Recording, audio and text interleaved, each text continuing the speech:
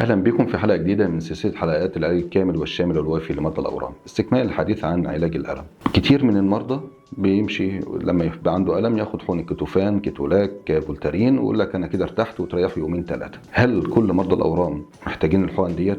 وإيه الأعراض الجانبية أو الأضرار الجانبية لو استخدموا الحقن ديت باستمرار؟ أولا، لا يوصى باستخدام الحقن ديت بدون وصف الطبيب، لأن اللي بيحصل إن المريض بيروح للصيدلي يديله مسكن وخلاص ويرتاح يومين ثلاثة من غير ما يعرف هو إيه سبب الألم، ونكتشف بعد كده إن المريض دخل فيه مضاعفات بسبب الأدوية ديت، وفي نفس الوقت المريض لم يكتشف الورم مبكرا وحصل منه مضاعفات وبقى في مرحلة متأخرة. الأدوية ديت ممكن تعمل تقرحات في المعدة ونزيف على المدى الطويل، وممكن تؤثر على وظائف الكلى، وللأسف الشديد مرضى كتير بياخدوها عشوائيا.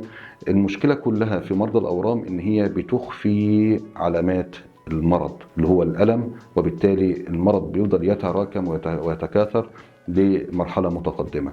يا جماعة، التشخيص المبكر هو الأساس. الألم هو عرض للمرض وليس مرض في حد ذاته يجب علاجه. مسكنات الألم هي جزء من العلاج وليس هي الأساس. شفى الله الجميع وكل خطة علاجهم بالشفاء التام إن شاء الله.